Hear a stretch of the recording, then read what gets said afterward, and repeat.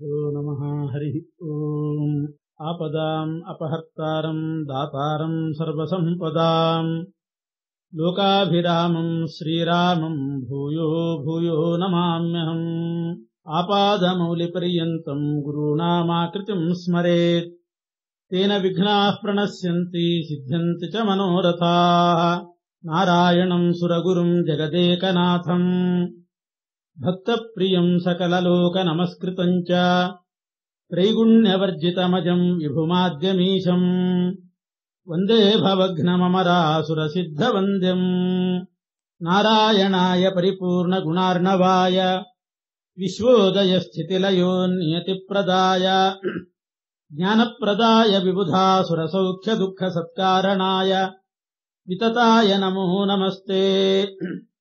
ನಾರಾಯಣಂ ನಮಸ್ಕೃತ್ಯ ನರಂ ಚೈವ ನರೋತ್ತಮಂ ದೇವೀಂ ಸರಸ್ವತೀಂ ವ್ಯಾಸಂ ತತೋ ಜಯಮುದೀರಯೇತ್. ಶ್ರೀ ಹರಿವಾಯುಗುರುಗಳ ಪಾದಾರವಿಂದಕ್ಕೆರಗಿ ಮಹಾಭಾರತ ತಾತ್ಪರ್ಯನಿರ್ಣಯದ ಉಪನ್ಯಾಸವನ್ನು ಆರಂಭ ಮಾಡ್ತಾ ಒಂದು ವಿಷಯವನ್ನು ತಿಳಿಸ್ತಾ ಇದ್ದೇವೆ. ಮಹಾಭಾರತದಲ್ಲಿ ಆರಂಭದಲ್ಲಿ 3 ಅಧ್ಯಾಯಗಳಲ್ಲಿ ಸಮಗ್ರ ಶಾಸ್ತ್ರಾರ್ಥ ನಿರ್ಣಯವನ್ನ ಮಾಡಿ ಶ್ರೀಮದಾಚಾರ್ಯರು ಅನಂತರ 4ನೇ ಅಧ್ಯಾಯದಿಂದ ರಾಮಾಯಣದ ನಿರ್ಣಯವನ್ನ ಮಾಡಿದ್ದಾರೆ 9ರವರೆಗೆ. 10ನೇ ಅಧ್ಯಾಯದಲ್ಲಿ ವೇದವ್ಯಾಸದೇವರ ಅವತಾರ ಚರಿತ್ರೆ ಹೇಳ್ತಾರೆ. 11ರಿಂದ ಮಹಾಭಾರತದ ಕಥೆ ಪ್ರಾರಂಭ ಮಾಡ್ತಾರೆ. ಒಂದು ವೈಶಿಷ್ಟ್ಯ ಅಂದ್ರೆ 11ನೇ ಅಧ್ಯಾಯದಿಂದ ಮಹಾಭಾರತ ಕಥೆ ಹೇಳುವಾಗ ಜೊತೆಗೆ ಭಾಗವತದ ನಿರ್ಣಯವನ್ನು ಕೂಡ ಮಾಡ್ತಾರೆ. ಯಾಕೆಂದ್ರೆ ಭಾರತ ಅಂತಂದ್ರೆ ಪಾಂಡವರ ಕಥೆ, ಭಾಗವತ ಕೃಷ್ಣನ ಕಥೆ. ಪಾಂಡವರ ಕಥೆ ಕೃಷ್ಣನ ಕಥೆ ಒಟ್ಟೊಟ್ಟಿಗೆ ನಡೆದಿರೋದು. ಅದರಲ್ಲಿ ಭಾಗವತ ಮತ್ತು ಭಾರತವನ್ನ ಎರಡನ್ನ ಮಿಶ್ರಣ ಮಾಡಿ ಪಾಂಡವರ ಚರಿತ್ರೆ ಎಲ್ಲಿವರೆಗೆ ಬಂದಿತ್ತು, ಆವಾಗ ಕೃಷ್ಣನ ಕಥೆ ಏನ್ ನಡೀತು, ಕೃಷ್ಣನ ಕಥೆ ಎಷ್ಟಾದ್ಮೇಲೆ ಮತ್ತೆ ಪಾಂಡವರ ಕಥೆ ಏನು, ಬಿಡಿಬಿಡಿಯಾಗಿ ನೋಡಿದ್ರೆ ಯಾವುದಾದ್ಮೇಲೆ ಯಾವುದು ಅಂತ ಗೊತ್ತಾಗೋದಿಲ್ಲ. ಕೃಷ್ಣ ಸತ್ಯಭಾಮಿಯನ್ನ ವಿವಾಹ ಮಾಡಿಕೊಳ್ಳುವ ಹೊತ್ತಿಗೆ ಪಾಂಡವರ ಕಥೆ ಎಲ್ಲಿಗೆ ಬಂದಿತ್ತು, ಪಾಂಡವರ ಚರಿತ್ರೆ ಎಲ್ಲಿವರೆಗೆ ಬಂದಿತ್ತು ಗೊತ್ತಾಗೋದಿಲ್ಲ. ಹಾಗೆ ಹೇಳಿದ್ರು ತಾತ್ಪರ್ಯ ನಿರ್ಣಯ ಓದಿದ್ರೆ ಮಾತ್ರ ಸಾಧ್ಯ. ಎಲ್ಲೆಲ್ಲಿ ಕೃಷ್ಣನ ಕಥೆ ಪಾಂಡವರ ಕಥೆ ಹೇಗೆ ಹಾಸು ಹೊಕ್ಕಾಗಿ ಸೇರ್ಕೊಂಡಿದೆ ಅನ್ನೋದನ್ನ ಸ್ವಲ್ಪ ಭಾಗವತ ಹೇಳ್ತಾರೆ, ಸ್ವಲ್ಪ ಪಾಂಡವರ ಕಥೆ ಹೇಳ್ತಾರೆ, ಸ್ವಲ್ಪ ಕೃಷ್ಣನ ಕಥೆ ಹೇಳ್ತಾರೆ. ಅಷ್ಟು ಜಾಗರೂಕವಾಗಿ ಯಾವುದ್ಯಾವುದು ಎಲ್ಲೆಲ್ಲಿ ಹೇಗೆ ನಡೆದಿದೆ ಅಂತ ಅನ್ನೋದನ್ನ ಅದನ್ನ ಬೆಸಿಗೆ ಹಾಕಿ ಒಂದಕ್ಕೊಂದು ಸೇರಿಸಿ ಬಹಳ ಚೆನ್ನಾಗಿ ಮಿಶ್ರಣ ಮಾಡಿ ನಿರೂಪಣೆ ಮಾಡ್ತಾರೆ. ಇದರಿಂದ ಕೃಷ್ಣ ಎಷ್ಟು ಮದುವೆ ಆಗುವಾಗ ಪಾಂಡವರು ಎಲ್ಲಿಗೆ ಬಂದಿದ್ರು ಇದೆಲ್ಲ ನಾವು ಅರ್ಥ ಮಾಡ್ಕೊಳ್ಬಹುದು. ಆಮೂಲಾಗ್ರ ಆಮೇಲೆ ಕೃಷ್ಣನ ಕಥೆ ಪಾಂಡವರ ಕಥೆ ಒಟ್ಟೊಟ್ಟಿಗೆ 11ರಿಂದ ಮುಂದುವರಿತಾ ಹೋಗ್ತದೆ. ಇವತ್ತು 10ನೇ ಅಧ್ಯಾಯದಲ್ಲಿ ಬಂದಿರತಕ್ಕಂಥ ವೇದವ್ಯಾಸದೇವರ ಚರಿತ್ರೆಯನ್ನ ನಿರೂಪಣೆ ಮಾಡ್ತೇನೆ. ಅನಂತರ ವಿಶೇಷತೋ ಭಾರತ ವರ್ತ್ಮಚಾರಿ ಅಂತ ಹೇಳಿದ್ರಿಂದ ಭಾರತದ ಕಥಾ ಅದನ್ನೇ ಪ್ರಾರಂಭ ಮಾಡ್ತೇನೆ. ಮಹಾಭಾರತ ತಾತ್ಪರ್ಯ ನಿರ್ಣಯ ಅಧ್ಯಯನ ಮಾಡಬೇಕಾದರೂ ಕೂಡ ಇದೇ ಸಂಪ್ರದಾಯ. 10ನೇ ಅಧ್ಯಾಯವನ್ನ ಮೊದಲು ಅಧ್ಯಯನ ಮಾಡಿ ಆಮೇಲೆ 1ರಿಂದ ಪ್ರಾರಂಭ ಮಾಡ್ತಾರೆ. ಸುಮಧ್ವ ವಿಜಯ ಅಧ್ಯಯನ ಮಾಡಬೇಕಾದ್ರೆ 7ನೇ ಸರ್ಗ ಮೊದಲು ಅಧ್ಯಯನ ಮಾಡಿ ಆಮೇಲೆ ಮಧ್ವ ವಿಜಯದ ಅಧ್ಯಯನ. ಅದೇ ಪದ್ಧತಿಯಂತೆ 10ನೇ ಅಧ್ಯಾಯದಲ್ಲಿ ವೇದವ್ಯಾಸ ದೇವರ ಚರಿತ್ರೆ ಏನಿದೆ ಆ ಅಂಶವನ್ನ ನಿರೂಪಣೆ ಮಾಡ್ತಾರೆ. ದ್ವಾಪರ ಯುಗದಲ್ಲಿ ಗೌತಮ ಋಷಿಗಳ ಶಾಪದಿಂದ ಎಲ್ಲಾ ಕಡೆ ಜ್ಞಾನ ಲೋಪ ಆಗಿದೆ. ಗೌತಮ ಋಷಿಗಳ ಶಾಪ ಒಂದು ನಿಮಿತ್ತ ಮಾತ್ರ, ವಿಶೇಷವಾಗಿ ಕಲಿಯಿಂದಾಗಿ ಜ್ಞಾನ ಲೋಪ ಆಯಿತು ಅಂತ ಹೇಳ್ತಾರೆ. ಯಾಕೆ ಅಂದ್ರೆ ಗೌತಮ ಋಷಿಗಳು ಶಾಪ ಕೊಡಬೇಕಾದ್ರೆ ಯಾರಿಗೆ ಕೊಡಬೇಕಾಗಿತ್ತು? ಯಾರು ಗೌತಮ ಋಷಿಗಳಿಗೆ ದ್ರೋಹ ಮಾಡಿದ್ರು ಅಷ್ಟೇ ಋಷಿಗಳಿಗೆ ನಿಮ್ಮ ಜ್ಞಾನ ನಾಶ ಆಗಲಿ ಅಂತ ಶಾಪ ಕೊಡಬೇಕಾಗಿತ್ತು. ಆದ್ರೆ ಗೌತಮ ಋಷಿಗಳ ಶಾಪದಿಂದ ಇಡೀ ಲೋಕದಲ್ಲೇನೆ ಜ್ಞಾನ ನಾಶ ಆಗಿ ಹೋಯ್ತಂತೆ. ಇದು ಕಲಿ ಪ್ರಭಾವದಿಂದ ಹಾಗಾಯ್ತು. ಹೀಗೆ ಕಲಿಯ ಪ್ರಭಾವದಿಂದ ಜ್ಞಾನ ಎಲ್ಲ ನಾಶವಾಗಿ ಅಜ್ಞಾನ ವಿಪರೀತ ಜ್ಞಾನ ಜನರಲ್ಲಿ ಆವರಿಸಿದಾಗ ಬ್ರಹ್ಮಾದಿ ದೇವತೆಗಳು ಪರಮಾತ್ಮನಲ್ಲಿ ಪ್ರಾರ್ಥನೆ ಮಾಡ್ತಾರೆ. ಆಗ ಭಗವಂತ ವೇದವ್ಯಾಸದೇವರಾಗಿ ಅವತಾರ ಮಾಡಬೇಕು ಅಂತ ತೀರ್ಮಾನ ತಗೊಳ್ತಾನೆ.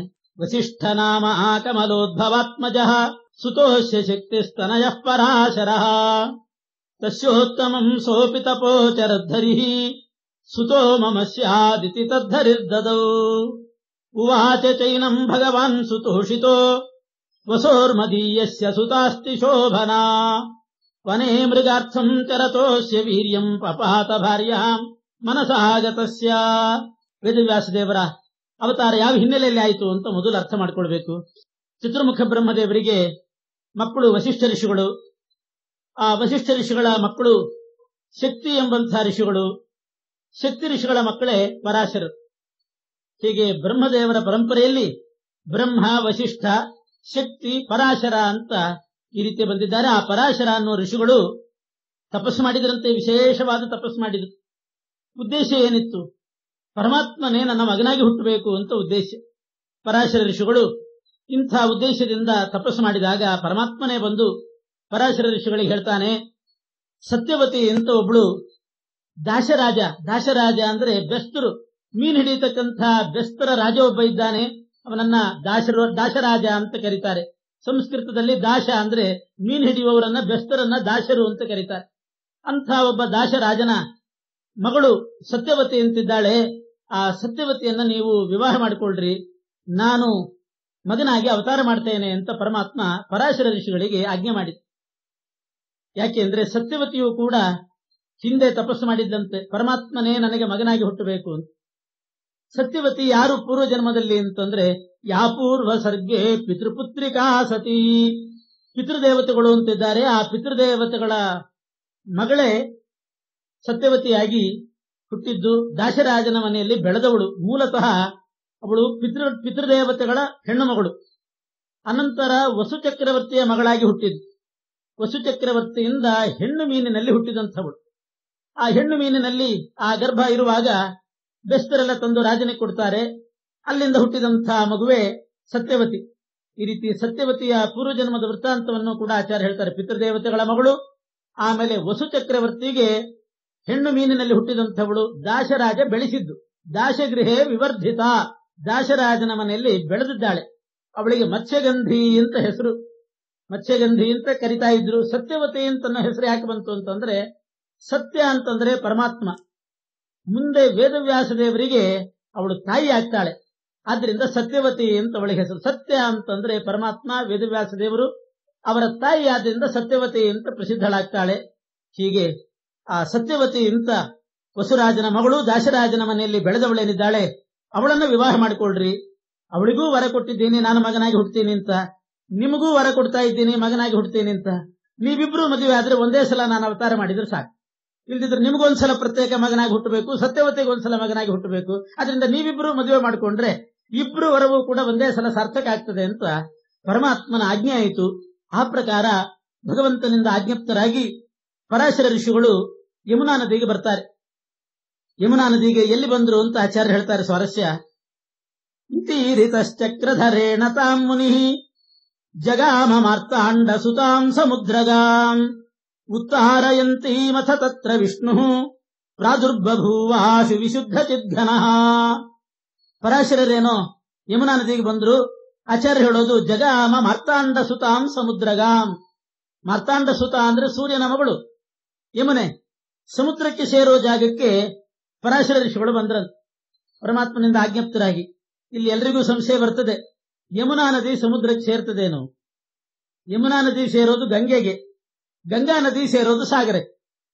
ಯಮುನಾ ನದಿ ಸಾಕ್ಷಾತ್ತಾಗಿ ಸಮುದ್ರಕ್ಕೆ ಸೇರೋದಿಲ್ಲ. ಪ್ರಯಾಗಕ್ಕೆ ಹೋದವರಿಗೆಲ್ಲ ಗೊತ್ತು, ಪ್ರಯಾಗದಲ್ಲಿ ಯಮುನಾ ನದಿ ಗಂಗಾ ನದಿ ಜೊತೆಗೆ ಸೇರಿಬಿಡ್ತದೆ. ಆಮೇಲೆ ಗಂಗಾ ನದಿ ಯಮುನೆಯನ್ನು ಒಳಗೊಂಡು ಹರಿದು ಕಲ್ಕತ್ತಾದ ಬಳಿ ಗಂಗಾಸಾಗರ ಸಂಗಮ ಅಂತ ಅಲ್ಲಿ ಸೇರ್ತದೆ. ಆದ್ರೆ ಆಚಾರ್ಯ ಹೇಳ್ತಾರೆ, ಜಗಾಮ ಮಾರ್ತಾಂಡ ಸುತಾಂ ಸಮುದ್ರಗಾಂ. ಮಾರ್ತಾಂಡ ಸುತೆ ಯಮುನಾ ನದಿ ಸಮುದ್ರಕ್ಕೆ ಸೇರುವ ಆ ಜಾಗದಲ್ಲಿ ಹೋಗಿ ಆ ಪರಾಶರರು ಅಲ್ಲಿ ಹೋದ್ರು. ಅಲ್ಲಿ ದೋಣಿಯನ್ನು ನಡೆಸ್ತಾ ಇದ್ಲು ಸತ್ಯವತಿ. ಯಾಕೆಂದ್ರೆ ಅವಳು ದಾಶರಾಜನ ಮಗಳಾಗಿದ್ಲು, ಬೆಸ್ತರಾಜನ ಮಗಳಾದ್ರಿಂದ ದೋಣಿ ನಡೆಸೋ ಕೆಲಸ ಮಾಡ್ತಾ ಇದ್ಲು. ಅಲ್ಲಿ ಇದ್ದಂತಹ ಸತ್ಯವತಿಯನ್ನು ಅರಿತು ಪರಾಶರ ಋಷಿಗಳು ಅಲ್ಲಿ ಹೋದ್ರು.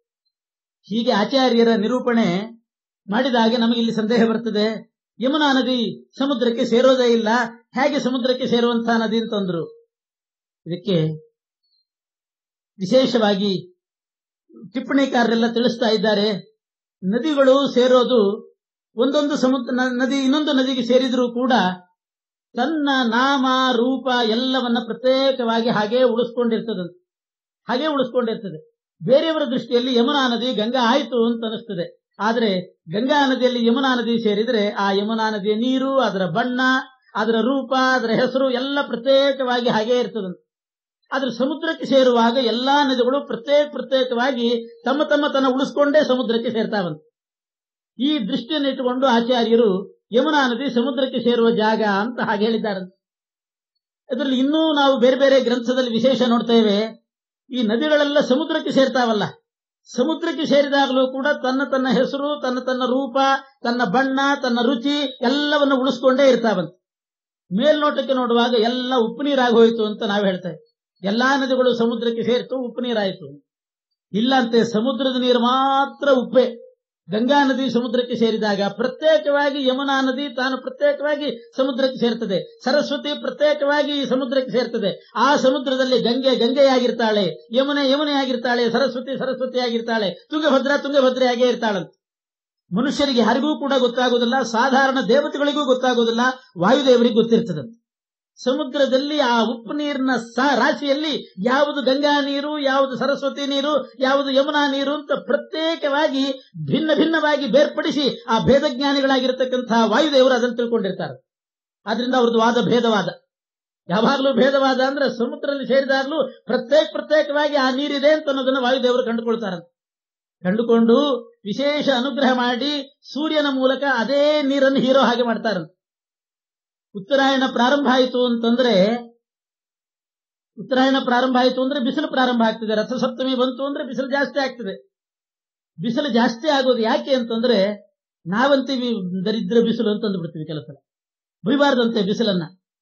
ಯಾಕಷ್ಟು ಬಿಸಿಲು ಅಷ್ಟು ತೀವ್ರ ಆಗ್ತದೆ ಅಂತಂದ್ರೆ ಆ ಸಮುದ್ರದಲ್ಲಿರ್ತಕ್ಕಂಥ ಆಯಾ ನದಿ ನೀರನ್ನೇ ಹೀರ್ತಾನಂತೆ ಸೂರ್ಯ ವಾಯುದೇವರ ಅನುಗ್ರಹದಿಂದ. ವಾಯುದೇವರ ವಿಶೇಷ ಪ್ರೇರಣೆಯಿಂದ ಗಂಗಾ ನೀರನ್ನೇ ಹೀರ್ತಾನಂತೆ ಉಷ್ಣ ಕಿರಣದಿಂದ. ಅದನ್ನು ಪ್ರತ್ಯೇಕ ಒಂದು ಮೋಡದಲ್ಲಿ ಸೇರಿಸ್ತಾನಂತೆ. ಇನ್ನು ಸೂರ್ಯ ಪ್ರತ್ಯೇಕ ಕಿರಣಗಳಿಂದ ಯಮುನಾ ನೀರನ್ನೇ ಹೀರ್ತಾನಂತೆ, ತುಂಗಭದ್ರಾ ನೀರನ್ನೇ ಹೀರ್ತಾನೆ, ಅದನ್ನು ಪ್ರತ್ಯೇಕ ಮೋಡದಲ್ಲಿ ಸೇರಿಸ್ತಾನಂತೆ. ಅದು ಅಂತರಿಕ್ಷದಲ್ಲಿ ಮೋಡವಾಗಿ ಬರ್ತದೆ. ಕೆಲವು ಸಲ ನಾವು ನೋಡ್ತೇವೆ, ಭಾರಿ ಮೋಡ ಇದೆ, ಇವತ್ತು ಮಳೆ ಬರ್ತದೆ ಅಂತ ಅಂದ್ಕೊಂಡಿರ್ತೀವಿ. ಸ್ವಲ್ಪ ಹೊತ್ತಿಗೆ ಗಾಳಿ ಬೀಸಿ ಆ ಮೋಡ ಎಲ್ಲೋ ಹೋಗಿಬಿಡ್ತದೆ. ಮಳೆ ಬರಲಿಲ್ಲ, ಎಲ್ಲಿ ಹೋಯ್ತೋ ಏನೋ ಅಂತಂದ್ರೆ ಅದು ಮೋಡ ಗಂಗಾ ನದಿ ನೀರಿನ ಮೋಡ ಆಗಿರ್ತದಂತ. ಗಂಗಾ ನದಿ ನೀರು ತುಂಬಿಕೊಂಡು ಮೋಡ ರಾಯಚೂರಿಗೆ ಬಾ ಅಂದ್ರೆ ಯಾಕೆ ಬರ್ತದೆ ಹೇಳಿ? ಆ ಗಂಗಾ ನದಿ ಎಲ್ಲಿ ಹರಿಬೇಕು ಅಲ್ಲಿ ಕಳಿಸ್ತಾರಂತೆ ವಾಯುದೇವರು ಆ ಮೋಡವನ್ನ. ಅಕಸ್ಮಾತ್ ತುಂಗಭದ್ರಾ ನದಿ ನೀರು ಮೋಡ ಆಗಿದ್ರೆ, ಕೃಷ್ಣಾ ನದಿ ನೀರಿನ ಮೋಡ ಆಗಿದ್ರೆ ಅಲ್ಲಲ್ಲೇ ಸುರಿಸೋ ಹಾಗೆ ಮಾಡ್ತಾರಂತದ. ಇದು ವಾಯುದೇವರು ಮಾಡತಕ್ಕಂಥ ಅದ್ಭುತ ಚರಿತ್ರೆ. ಭೇದ ಜ್ಞಾನ ಇದ್ದವರವರು ಬೇರೆ ಯಾರಿಗೆ? ಆಕಾಶದಲ್ಲಿ ಹಾರತಕ್ಕಂಥ ಕಾಗೆಗುಬ್ಬೆಗಳಿಗೆ ಈ ಜ್ಞಾನ ಇದೆಯೋ? ಅದನ್ನ ಪರ್ಜನ್ಯ ದೇವತೆ ಬಲ್ಲ, ವಾಯುದೇವರು ಬಲ್ಲರು. ಅವರ ಅನುಗ್ರಹದಿಂದ ಪರ್ಜನ್ಯ, ಸೂರ್ಯ ಅವರೆಲ್ಲ ತಿಳ್ಕೊಂಡು ಈ ಕಾರ್ಯ ಮಾಡ್ತಾರಂತೆ. ಇಷ್ಟು ಆಯಾ ಸಮುದ್ರದಲ್ಲಿ ಸೇರಿದಂತಹ ಎಲ್ಲ ನದಿಗಳು. ಅದಕ್ಕೆ ನೋಡಿ ಪ್ರತಿ ವರ್ಷ ಗಂಗಾ ನೀರು ಒಂದೇ ಬಣ್ಣ, ಒಂದೇ ರುಚಿ ಇರ್ತದೆ. ಯಮುನಾ ನೀರಿನ ಬಣ್ಣ ಅದೇ ಕಪ್ಪು ಬಣ್ಣನೇ ಇರ್ತದೆ, ಅದೇ ರುಚಿಯೇ ಇರ್ತದೆ. ಕಾವೇರಿ ನೀರು ಅದೇ ರುಚಿ, ಕೃಷ್ಣಾ ನೀರು ಅದೇ ರುಚಿ, ತುಂಗಭದ್ರಾ ನೀರು ಅದೇ ರುಚಿ. ಯಾಕೆ ಅದೇ ರುಚಿ ಪ್ರತಿ ವರ್ಷ ಇರ್ತದೆ? ನದಿ ಬತ್ತಿ ಹೋಗಿರ್ತದೆ, ನೀರೇ ಇರೋದಿಲ್ಲ. ಮತ್ತೆ ನೀರು ಹರಿದಾಗ ಅದೇ ರುಚಿ ಇರ್ತದೆ, ಅದೇ ಟೇಸ್ಟ್ ಇರ್ತದೆ. ಯಾಕೆ ಅಂದ್ರೆ ಅದೇ ನೀರನ್ನ ಮೋಡದಲ್ಲಿ ತುಂಬಿಸಿ ಅಲ್ಲೇ ಹರಿಸ್ತಾರಂತೆ ವಾಯುದೇವರು. ಅಲ್ಲೇ ಮಳೆ ಸುರಿಸ್ತಾರೆ, ಅದೇ ನೀರ ನದಿಗೆ ಬರೋ ಹಾಗೆ ಮಾಡ್ತಾರಂತೆ. ಆದ್ರಿಂದ ಗಂಗಾ ನದಿಯಲ್ಲಿ ಅದೇ ಪಾವಿತ್ರ್ಯ. ಆಯಾ ನದಿ ತನ್ನ ಶತಮಾನಗಳು ಹೋದರೂ ಕೂಡ ಉಳಿಸ್ಕೊಂಡಿದ್ದಾವೆ. ಯಾಕೆ? ನದಿ ತನಕ ಹೋಗಬೇಡ್ರಿ, ನಮ್ಮ ಊರಿನ ಬಾವಿ ನೋಡೋಣ. ನಮ್ಮೂರಿನಲ್ಲಿ ಒಂದು ಉಪ್ಪು ನೀರಿನ ಬಾವಿ ಇದೆ ಅಂತಂದ್ರೆ ಅದು ಒಂದೊಂದ್ಸಲ ಪೂರ್ತಿ ಒಣಗಿ ಹೋಗಿರ್ತದೆ. ಮತ್ತಿನ್ನೊಂದ್ಸಲ ತುಂಬಿದಾಗಲೂ ಅದೇ ರುಚಿ, ಅದೇ ಉಪ್ಪು ನೀರೇ. ಒಂದು ಸಲವೂ ಉಪ್ಪು ನೀರಿನ ಬಾವಿ ಸಿಹಿ ನೀರಾಗೋದಿಲ್ಲ, ಸಿಹಿ ನೀರಿನ ಬಾವಿ ಉಪ್ಪು ನೀರಾಗೋದಿಲ್ಲ. ಬೋರ್ವೆಲ್ ನಲ್ಲಿ ಬರೋ ನೀರು ಅದೇ ರುಚಿ ಇರ್ತದೆ, ಅದೇ ಟೇಸ್ಟ್ ಇರ್ತದೆ. ಒಂದು ವರ್ಷವೂ ಕೂಡ ಆ ಬೋರ್ವೆಲ್ ನೀರಿನ ರುಚಿ ಬದಲಾಗೋದಿಲ್ಲ. ಯಾಕೆ ಅಂದ್ರೆ ಯಾವ ಸ್ಥಳದಲ್ಲಿ ಯಾವ ನೀರು ಹರಿಬೇಕು ಅದದೇ ನೀರನ್ನು ಹೀರಿ ಅದದೇ ಜಾಗಕ್ಕೆ ಸುರಿಸ್ತಕ್ಕಂತಹ ಕಾರ್ಯವನ್ನು ವಾಯುದೇವರು ಮಾಡಿಸ್ತಾರಂತೆ. ಇದೆಲ್ಲ ಯಾಕೆ ಹೇಳಿದೆ ಅಂದ್ರೆ ಜಗಾಮ ಅರ್ಥಾಂಡ ಸುತಾಂ ಸಮುದ್ರಗಾಮ್ ಅಂದ್ರೆ ಆಚಾರ್ಯರು. ಯಮುನಾ ನದಿ ಸಮುದ್ರಕ್ಕೆ ಸೇರೋ ಜಾಗ ಅಂದ್ರೆ ಯಮುನಾ ನದಿ ಸಮುದ್ರಕ್ಕೆ ಸೇರೋದೇ ಇಲ್ಲ.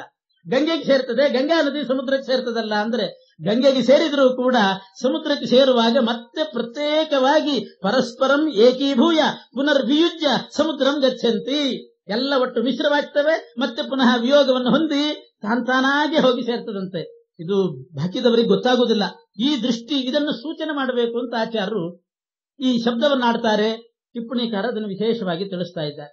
ಅಂತೂ ಅಂಥ ಒಂದು ಸಂಗಮದ ಜಾಗಕ್ಕೆ ಪರಾಶರ ಋಷಿಗಳು ಅಲ್ಲಿಗೆ ಬಂದಿದ್ದಾರೆ. ಅಲ್ಲಿ ಬಂದಾಗ ಸತ್ಯವತಿ ದೋಣಿಯನ್ನು ದಾಟಿಸ್ತಾ ಇದ್ಲು. ಪ್ರಸಿದ್ಧವಾದ ಕಥೆ ಏನಿದೆ ಅಂತಂದ್ರೆ, ಪರಾಶರರು ದೋಣಿಯಲ್ಲಿ ಕೂತಿದ್ರು, ಸತ್ಯವತಿ ಹುಟ್ಟು ಹಾಕ್ತಾ ಇದ್ಲು, ದೋಣಿಯನ್ನು ನಡೆಸ್ತಾ ಇದ್ಲು. ಇದ್ದಕ್ಕಿದ್ದ ಹಾಗೆ ಆ ಸತ್ಯವತಿಗೂ ಪರಾಶರರಿಗೂ ಪರಸ್ಪರ ನೋಟದಿಂದ ಆಯಿತು. ಆ ಪ್ರೇಮದ ಫಲವಾಗಿ ಒಂದು ಮಗು ಹುಟ್ಟಿತು. ಆ ಮಗುವೇ ವೇದವ್ಯಾಸ ದೇವರು.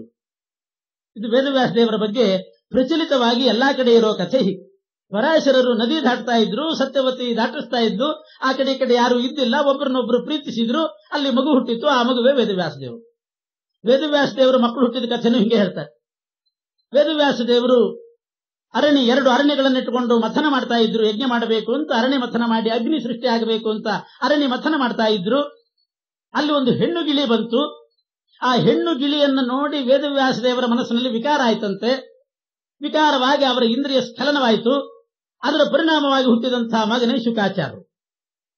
ಪುರಾಣ ಕರ್ತ ವ್ಯಭಿಚಾರ ಜಾತಃ ತಸ್ಯಾಪಿ ಪುತ್ರೋ ವ್ಯಭಿಚಾರ ಜಾತಃ ಅಂತ ಮಾಡಿಬಿಟ್ಟು ಎಂಥ ಅಬದ್ಧ ಮಾತಾಡ್ತಾರೆ ನೋಡಿ. ಇಲ್ಲಿ ಅದ್ರ ಮೇಲೆ ಶ್ಲೋಕ ಬೇರೆ, ಛಟು ಶ್ಲೋಕ ಬೇರೆ. ಪುರಾಣ ಕರ್ತ ವ್ಯಭಿಚಾರ ಜಾತಃ, ಪುರಾಣ ರಚನೆ ಮಾಡಿದ ವೇದವ್ಯಾಸ ದೇವರು ಹೀಗೆ ಪರಾಶರರು ಎಲ್ಲೋ ಯಾವುದೋ ದೋಣಿ ನಡೆಸೋ ಒಂದು ಹುಡುಗಿಯನ್ನು ನೋಡಿ ಆ ಮಗುವನ್ನು ಪಡೆದ್ರು. ಅವರೇ ವೇದವ್ಯಾಸ ದೇವರು ಪುರಾಣ ಬರೆದು. ಆ ಪುರಾಣ ಬರೆದಂತಹ ವೇದವ್ಯಾಸ ದೇವರು ಯಾವುದೋ ಹೆಣ್ಣುಗಳಿಯನ್ನು ನೋಡಿದ್ರು. ಆವಾಗ ಹುಟ್ಟಿದಂತಹ ಮಗುವೇ ಶುಕಾಚಾರ್ಯ. ಪುರಾಣ ಮಾಡಿದವರು ಹೀಗೆ ಹುಟ್ಟಿದ್ರು, ಅವರ ಮಕ್ಕಳು ಹೀಗೆ ಹುಟ್ಟಿದ್ರು. ಈ ರೀತಿ ಪುರಾಣಕರ್ತ ವ್ಯಭಿಚಾರ ಜಾತಃ ತಸ್ಯಾಪಿ ಪುತ್ರೋ ವ್ಯಭಿಚಾರ ಜಾತಃ ಅಂತ ಹೇಳಿ ತಾವು ವ್ಯಭಿಚಾರ ಕಟ್ಕೊಂಡ್ರು ಹೇಳಿದವು. ಇಂಥ ಅಪಚಾರಗಳೆಲ್ಲ ಈ ಪ್ರಸಿದ್ಧವಾದ ಕಥೆಯಿಂದ ನಡೆದಿದೆ. ಆದ್ರಿಂದ ಶ್ರೀಮದ್ ಆಚಾರ್ಯರು ತಾತ್ಪರ್ಯ ನಿರ್ಣಯದಲ್ಲಿ ನಿರ್ಣಯ ಕೊಡ್ತಾ ಇದ್ದಾರೆ. ಹೀಗೆಲ್ಲ ನಿಜವಾಗಿಯೂ ಕೂಡ ಏನ್ ನಡೆದಿದೆ ಅಲ್ಲಿ ಅಂತ ಶ್ರೀಮದ್ ಆಚಾರ್ಯ ನಿರೂಪಣೆ ಮಾಡ್ತಾರೆ. ಪರಮಾತ್ಮ ಆಜ್ಞೆ ಮಾಡಿ, ನೀವು ಹೋಗಿ ಸತ್ಯವತಿ ದೇವಿಯನ್ನು ವಿವಾಹ ಮಾಡಿಕೊಳ್ಳ್ರಿ.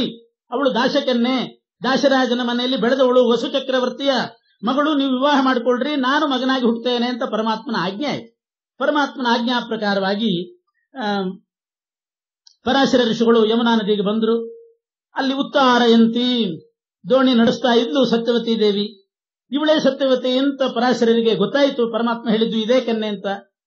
ಆ ಯಮುನಾ ನದಿಯ ಮಧ್ಯದಲ್ಲಿ ಒಂದು ನಡುಗಡ್ಡೆ ಇತ್ತಂತೆ, ಒಂದು ದ್ವೀಪ, ಸಣ್ಣದೊಂದು ದ್ವೀಪ ಇತ್ತಂತೆ. ಆ ದ್ವೀಪ ಬಂದಾಗ ಆ ದೋಣಿಯನ್ನು ನಿಲ್ಲಿಸಿದರಂತೆ. ಈ ದ್ವೀಪದಲ್ಲಿ ದೋಣಿ ನಿಲ್ಲಿಸುವಂತ. ಆ ದೋಣಿಯನ್ನು ನಿಲ್ಲಿಸಿದ ಮೇಲೆ ಪರಾಶರರು ತಮ್ಮ ಪೂರ್ವಿಕರನ್ನು ಸ್ಮರಣೆ ಮಾಡಿಕೊಂಡ್ರಂತೆ.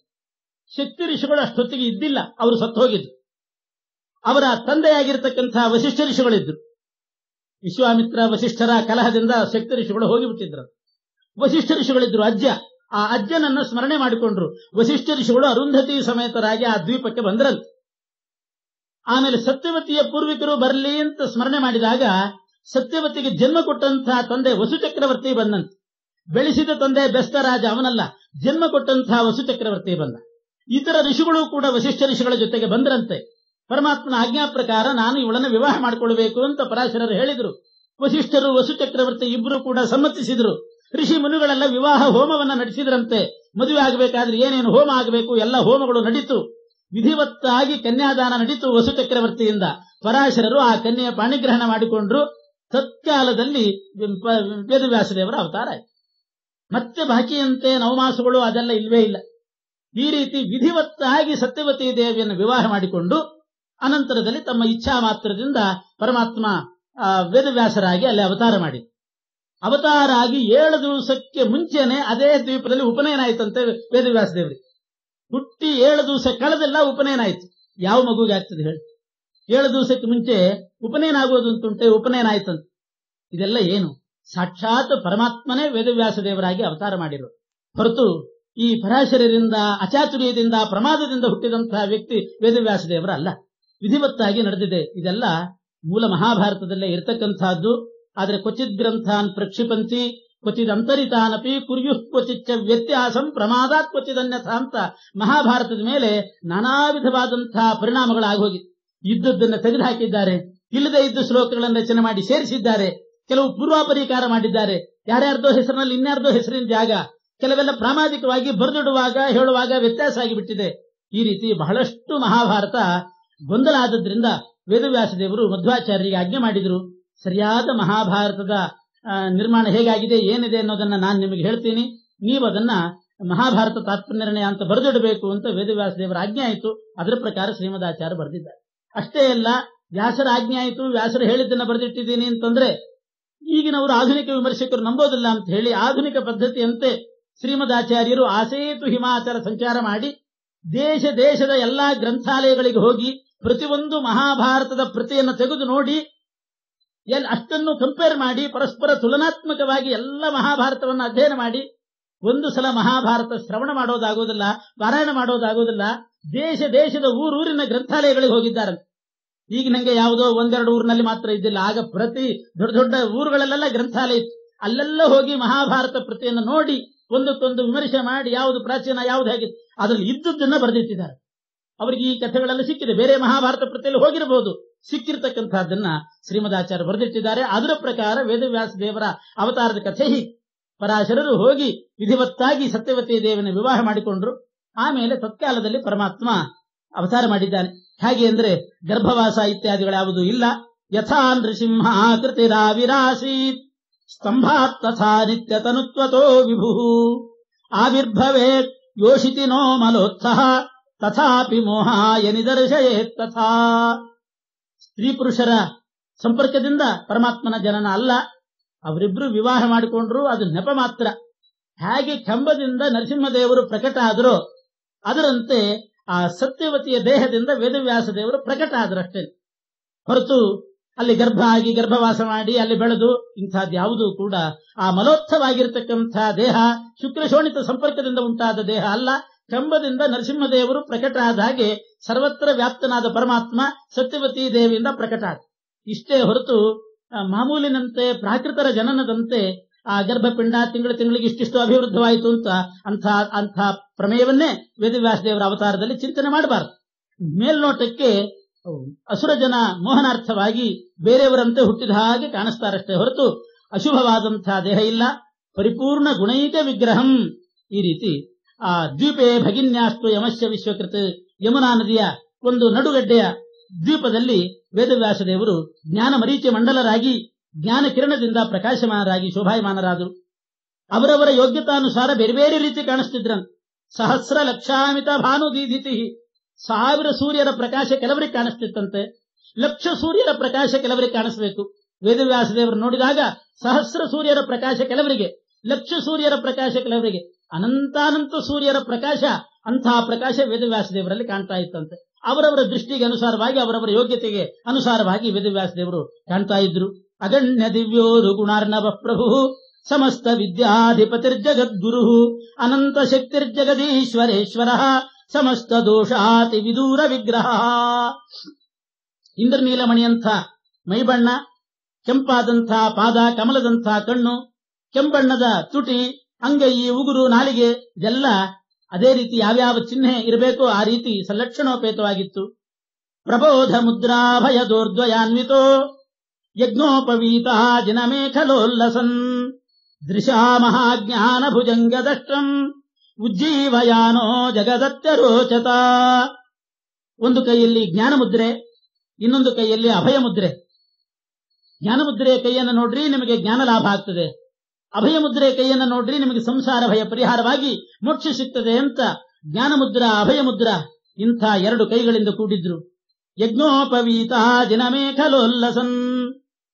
ಯಜ್ಞೋಪವೀತ, ಆ ಯಜ್ಞೋಪವೀತದಲ್ಲಿ ಕೃಷ್ಣಾಜಿನ ಇದನ್ನೆಲ್ಲ ಧಾರಣೆ ಮಾಡಿದ್ರು. ಅವರ ದೃಷ್ಟಿಯಿಂದ, ಅವರ ದೃಷ್ಟಿ ಯಾರ ಮೇಲಾದ್ರೂ ಬಿತ್ತು ಅಂತಂದ್ರೆ ಅಜ್ಞಾನ ದಗ್ಧರಾದವರನ್ನ ಪುನರುಜ್ಜೀವನಗೊಳಿಸ್ತಕ್ಕಂಥ ಆ ದೃಷ್ಟಿ ಇತ್ತು. ಅಂಥ ದೃಷ್ಟಿಯಿಂದ ಜಗತ್ತನ್ನ ಬೆಳಗ್ತಕ್ಕವರಾಗಿ ಆ ಯಮುನಾ ನದಿಯ ಒಂದು ದ್ವೀಪದಲ್ಲಿ ಶೋಭಾಯಮಾನರಾಗಿದ್ರು. ಆದ್ರಿಂದ ಅವರಿಗೆ ದ್ವೈಪಾಯನ ಅಂತ ಕರೀತಾರೆ. ದ್ವೀಪದಲ್ಲಿ ಅವರು ಪ್ರಾದುರ್ಭೂತರಾದ್ರಿಂದ ದ್ವೈಪಾಯನರು ಅಂತ ಪ್ರಸಿದ್ಧರಾದರು. ವಸಿಷ್ಠ ಋಷಿಗಳ ಗೋತ್ರದಲ್ಲಿ ಬಂದದ್ರಿಂದ ವಾಸಿಷ್ಠ ಕೃಷ್ಣ ಅಂತ ಪ್ರಸಿದ್ಧರಾಗಿದ್ದಾರೆ. ಅವರಿಗೆ ನಾಮಕರಣ ಮಾಡಿದ್ದು ಕೃಷ್ಣ ಅಂತ. ವಾಸಿಷ್ಠ ಕೃಷ್ಣ, ದ್ವೈಪಾಯನ ಹೀಗೆ ಪ್ರಸಿದ್ಧರಾದ. ಸಲೋಕ ಧರ್ಮಾಭಿರಿರಕ್ಷಯಾ ಪಿತು ದ್ವಿಜತ್ವಮಾಪ್ಯಾಶು ಪಿತುರ್ದದೌ ನಿಜಂ ಜ್ಞಾನಂ ತಯೋ ಸಂಸ್ಮೃತಿ ಮಾತ್ರತಃ ಸದಾ ಪ್ರತ್ಯಕ್ಷ ಭಾವಂ ವರಮಾತ್ಮನೋ ದದೌ. ಆಶು ಕೂಡ್ಲೆ ಉಪನಯನ ಆಯ್ತಂತೆ. ಕೂಡ್ಲೆ ಉಪನಯನ ಆಯ್ತು ಅಂದ್ರೆ 7 ದಿವಸದ ಒಳಗೆ ಪ್ರಾದುರ್ಭಾವ ಆಗಿ 7 ದಿನದ ಒಳಗೆ ಉಪನಯನ ಆಯ್ತಂತೆ. ಆಮೇಲೆ ತಂದೆ ಆದಂತಹ ಪರಾಶರರಿಗೆ ದಿವ್ಯವಾದ ಜ್ಞಾನವನ್ನು ಕೊಟ್ಟರು. ತಂದೆ ತಾಯಿ ಸತ್ಯವತಿಗೂ ಮತ್ತು ಆ ಪರಾಶರರಿಗೂ ವೇದವ್ಯಾಸ ದೇವರು ಹೇಳಿದರಂತೆ, ನೀವು ಯಾವಾಗ ನನ್ನನ್ನು ಸ್ಮರಣೆ ಮಾಡ್ತೀರಿ, ಏನಾದರೂ ಆಪತ್ತು ಬಂದಾಗ ನನ್ನನ್ನು ಸ್ಮರಣೆ ಮಾಡ್ರಿ, ನಾನಲ್ಲಿ ಪ್ರಕಟ ಆಗ್ತೇನೆ. ಈಗಂತೂ ನೀವು ಹೋಗಬಹುದು, ನನ್ನ ಕಾರ್ಯ ನಾನು ಮಾಡ್ತೇನೆ ಅಂತ ಆ ಪರಾಶರರನ್ನ ಮತ್ತು ಸತ್ಯವತಿಯನ್ನು ಕೊಟ್ಟು ಕಳಿಸುವಾಗ ಸ್ಮರಣೆ ಮಾಡಿದಾಗ ನಾನು ಬರ್ತೇನೆ ಅಂತ ವರ ಕೊಟ್ಟು ಕಳಿಸಿದ್ರು. ಅಷ್ಟೇ ಅಲ್ಲ, ಸತ್ಯವತಿಗೆ ಇನ್ನೊಂದು ವರ ಕೊಟ್ರಂತೆ. ಪುನಃ ನಿನಗೆ ಕನ್ಯಾತ್ವ ಬರಲಿ ಅಂತ ವರ ಕೊಟ್ರ. ಪುನಃ ನಿನಗೆ ಕನ್ಯಾತ್ವ ಬರಲಿ. ಎಂಥ ಶಕ್ತಿ ಇದೆ ವೇದವ್ಯಾಸ ದೇವರಿಗೆ ಅಂತ ಯೋಚನೆ ಮಾಡಬೇಕು. ತಮ್ಮ ತಾಯಿಗೆ ಕನ್ಯಾತ್ವ ಬರಲಿ ಅಂತ ವರ ಕೊಟ್ಟಂಥವ್ರು ಕಶ್ಚನ ಋಷಿ ಅಂತ ಹೇಳ್ತಾರೆ ವೇದವ್ಯಾಸ ದೇವರನ್ನ. ಅಂಥ ಕಶ್ಚನ ಋಷಿ ಆಗಿದ್ರೆ ಇಂಥ ಶಕ್ತಿ ಇರೋದು. ಪುನಃ ನಿಮಗೆ ಕನ್ಯಾತ್ವ ಬರಲಿ ಅಂತ ವರ ಕೊಟ್ರು ಅಂದ್ರೆ ಮತ್ತೆ ಯಾರನ್ನಾದ್ರೂ ಮದುವೆ ಮಾಡ್ಕೊಳ್ಬಹುದು ಅಂತ. ಆದ್ರಿಂದ ಸತ್ಯವತಿ ದೇವಿ ಮತ್ತೆ ಪುನಃ ವಿವಾಹ ಮಾಡಿಕೊಂಡ್ಲು ಶಂತನುವನ್ನ. ಭೀಷ್ಮಾದಿಗಳು ಹುಟ್ಟಿದ್ರು ಅಂತ ಮುಂದೆ ಚರಿತ್ರೆ ಬರ್ತದೆ. ಹೀಗೆ ಕನ್ಯಾತ್ವವನ್ನ ಕೊಟ್ಟು ಹೋದ್ರು. ಆದ್ರಿಂದ ವೇದವ್ಯಾಸ ದೇವರನ್ನ ಕಾನೀನ ಅಂತ ಕರೀತಾರೆ. ಕಾನೀನ ಅಂತ ಕರೆಯೋದುಂಟು. ಕಾನೀನ ಅಂತಂದ್ರೆ ಕರೆದಿದ್ದಾರೆ. ವೇದವ್ಯಾಸ ದೇವರ ಸ್ತೋತ್ರದಲ್ಲಿದೆ, ಭಿನತ್ ಕನೀನ ಓದನಂ ಅಂತ ವೇದ ಮಂತ್ರ ವ್ಯಾಖ್ಯಾನ ಮಾಡುವಾಗ ಆಚಾರ್ಯರೇ ಕನೀನಃ ಕಾನೀನಃ ವ್ಯಾಸಃ ಅಂತ ಬರೀತಾರೆ. ಅಂದ್ರೆ ಅರ್ಥ ಕನ್ಯೆಯ ಮಗ. ಕನ್ಯೆಯ ಮಗ ಅಂತಂದ್ರೆ ಮದುವೆ ಆಗದೇ ಇರೋ ಕನ್ಯೆಯ ಮಗ ಅಲ್ಲ, ಊಢಕಾನೀನ ಅಂತ ಕರೀತಾರೆ. ಊಢಕಾನೀನ ಅನೂಢಕಾನೀನ ಅಂತ. ಕರ್ಣನನ್ನು ಹೇಳ್ತಾರೆ ಅನೂಢಕಾನೀನ ಅಂತ. ವೇದವ್ಯಾಸ ದೇವರು ಊಢಕಾನೀನ. ಯಾಕೆ? ಕರ್ಣನೂ ಕೂಡ ಕುಂತಿಯ ಮಗನಾಗಿ ಹುಟ್ಟಿದ. ಕುಂತಿ ಕನ್ಯಾವಸ್ಥೆಯಲ್ಲಿರುವಾಗ ಹುಟ್ಟಿದ. ಮದುವೆ ಆಗಿದ್ದಿಲ್ಲ, ಕನ್ಯಾವಸ್ಥೆಯಲ್ಲಿ ಕುಂತಿ ಇರುವಾಗ ಕರ್ಣ ಹುಟ್ಟಿದ. ಆದ್ರೆ ವೇದವ್ಯಾಸ ದೇವರು ಕೂಡ ಹುಟ್ಟಿದ್ರು, ಮದುವೆ ಆದಾಗ ಹುಟ್ಟಿದ್ರು. ಸತ್ಯವತಿಗೆ ಮದುವೆ ಆದಾಗ ಹುಟ್ಟಿದ್ರು. ಆಮೇಲೆ ಪುನಃ ಕನ್ಯಾತ್ವವನ್ನು ಕೊಟ್ಟರು. ಆದ್ರಿಂದ ಊಢಕಾನೀನ ವೇದವ್ಯಾಸ ದೇವರು, ಅನೂಢಕಾನೀನ ಕರ್ಣ. ವೇದವ್ಯಾಸ ಕರ್ಣನನ್ನು ಕರೆದಂತ ಕಾನೀನ ಅಂತ ಕರಿಬಾರ್ದಷ್ಟೇ. ವಾದಿರಾಜರು ಅದನ್ನು ಖಂಡನೆ ಮಾಡ್ತಾರೆ. ವೇದವ್ಯಾಸ ದೇವರನ್ನ ಕಾನೀನ ಅಂತ ಕರಿಬಾರದು ಅಂತಾರೆ. ಅಂದ್ರೆ ಕರ್ಣನ ಸಾಲಿಗೆ ಸೇರಿಸಿ ಕಾನೀನ ಅಂತ ಕರಿಬಾರ್ದು, ಊಢಕಾನೀನರಾಗಿದ್ದಾರೆ ಅಂತ ಆ ಅಭಿಪ್ರಾಯದಿಂದ ವಾದಿರಾಜರು ಹೇಳ್ತಾರೆ. ಹೀಗೆ ಕನ್ಯಾತ್ವವನ್ನು ಕೊಟ್ಟು ಕಳಿಸಿದ್ರು. ದ್ವೈಪಾಯನ ಸೋಥ ಜಗಾಮಮೇರುಂ ಚತುರ್ಮುಖಾದ್ಯೈರನುಗಮ್ಯಮಾನಃ ಉದ್ಧೃತ್ಯ ವೇದಾನಖಿಲಾನ್ ಸುರೇಭ್ಯೋ ದದೌ ಮುನಿಭ್ಯಶ್ಚ ಯಥಾದಿ ಸೃಷ್ಟೌ. ಅನಂತರ ದ್ವೈಪಾಯನರು ವೇದವ್ಯಾಸ ದೇವರು ತಾವು ಮೇರು ಪರ್ವತಕ್ಕೆ ಹೋದರು. ತಂದೆ ತಾಯಿಗಳನ್ನು ಕೊಟ್ಟು ಕಳಿಸಿ. ಆವಾಗ ಬ್ರಹ್ಮಾದಿಗಳೆಲ್ಲ ಅವರನ್ನು ಅನುಸರಿಸಿದ್ರಂತೆ ಮೇರು ಪರ್ವತಕ್ಕೆ. ಅಲ್ಲಿ ಬಂದ ಮೇಲೆ ವೇದವ್ಯಾಸ ದೇವರು ಎಲ್ಲ ವೇದಗಳನ್ನ ಉದ್ಧಾರ ಮಾಡಿ, ಉದ್ಧಾರ ಅಂದ್ರೆ 4 ವಿಭಾಗ ಮಾಡಿದ್ರು ಅಂತ ಅರ್ಥ ಅಲ್ಲ, ಆಮೇಲೆ ಮಾಡಿದ್ರು. ಎಲ್ಲ ವೇದಗಳನ್ನ ಆದಿ ಸೃಷ್ಟಿಯಲ್ಲಿ ಬ್ರಹ್ಮದೇವರಿಗೆ ಹೇಗೆ ಸಮಗ್ರ ವೇದಗಳನ್ನು ಉಪದೇಶ ಮಾಡಿದ್ರು, ಅದೇ ರೀತಿ ಸಮಗ್ರ ವೇದಗಳನ್ನ ಜ್ಞಾನ ಲೋಪ ಆಗಿತ್ತಾದ್ರಿಂದ ಮತ್ತೆಲ್ಲ ಋಷಿಗಳಿಗೆ ಅಷ್ಟೂ ವೇದಗಳನ್ನು ಉಪದೇಶ ಮಾಡಿದ್ರು. ಆದಿ ಸೃಷ್ಟಿಯಲ್ಲಿ ಹೇಗೋ ಹಾಗೆ. ಅಂದ್ರೆ ಸೃಷ್ಟಿಯ ಆದಿಯಲ್ಲಿ, ಕಲ್ಪ ಆದಿಯಲ್ಲಿ ಯಾರಿಗೂ ವೇದ ಏನೂ ಗೊತ್ತಿರೋದಿಲ್ಲ, ಪರಮಾತ್ಮನೇ ಉಪದೇಶ ಮಾಡಿದ. ದ್ವಾಪರ ಯುಗದಲ್ಲಿಯೂ ಕೂಡ ಅಂತಹ ಪ್ರಸಂಗ ಬಂದಿದೆ. ಆವಾಗ ಋಷಿಗಳಿಗೆಲ್ಲ ಉಪದೇಶ ಮಾಡಿದ್ರು. ಸಮಗ್ರ ಶಾಸ್ತ್ರಾಣಿ ಸರ್ವಾಣಿ ಶಾಸ್ತ್ರಾಣಿ ತಥೈವ ಕೃತ್ವ, ಅನೇಕ ಶಾಸ್ತ್ರಗಳನ್ನು ರಚನೆ ಮಾಡಿದ್ರು. ವಿನಿರ್ಣಯಂ ಬ್ರಹ್ಮಸೂತ್ರಂಚಕಾರ, ವೇದಾರ್ಥ ನಿರ್ಣಾಯಕವಾದಂತಹ ಬ್ರಹ್ಮಸೂತ್ರಗಳನ್ನು ರಚನೆ ಮಾಡಿದ್ರು. ಅದನ್ನೆಲ್ಲ ಹೇಳಿಕೊಟ್ಟದ್ದು ಯಾರಿಗೆ ಅಂದ್ರೆ ತತ್ಸುಶ್ರುವು ಬ್ರಹ್ಮಗಿರೀಶ ಮುಖ್ಯಾ ಸುರಾ ಮುನೀನಾಂ ಪ್ರವರಾಶ್ಚ ತಸ್ಮಾತ್. ಬ್ರಹ್ಮ, ರುದ್ರ, ಇಂದ್ರ ಇತ್ಯಾದಿ ದೇವತೆಗಳಿಗೆ ಆ ವೇದಗಳನ್ನ, ಬ್ರಹ್ಮಸೂತ್ರಗಳನ್ನ ಅವರಿಗೆ ಪಾಠ ಮಾಡಿದ್ರು.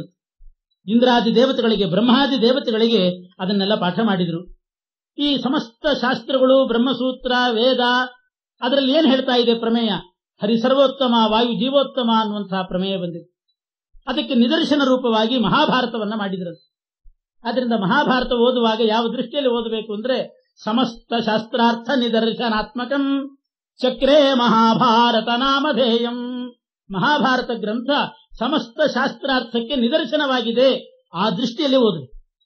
ಅಣ್ಣ ತಮ್ಮಂದ್ರೆ ಜಗಳದ ಕಥೆ ಅಲ್ಲ, ಅಷ್ಟೇ ಅಲ್ಲ. ಮಹಾಭಾರತ ಅಂದ್ರೆ ಸಮಸ್ತ ಶಾಸ್ತ್ರಾರ್ಥ ನಿದರ್ಶನಾತ್ಮಕಂ, ಎಲ್ಲ ಶಾಸ್ತ್ರಾರ್ಥಕ್ಕೆ ನಿದರ್ಶನ ರೂಪ ಅಂತೆ ಮಹಾಭಾರತ. ಆದ್ರಿಂದ ಮಹಾಭಾರತವನ್ನ ಉಪರಿಚರಾದಿ ಅಂತ ಕರೀತಾರೆ, ಮನ್ವಾದಿ ಅಂತ ಕರೀತಾರೆ. ಮನ್ವಾದಿ ಕೇಚಿದ್ ಬ್ರುವತೆ ಶಾಸ್ತ್ರೀಕಾದಿ ತಥಾಪರೆ ತಥೋಪರಿಚರಾದ್ಯನ್ನೇ ಭಾರತಂ ಪರಿಚಕ್ಷತೆ.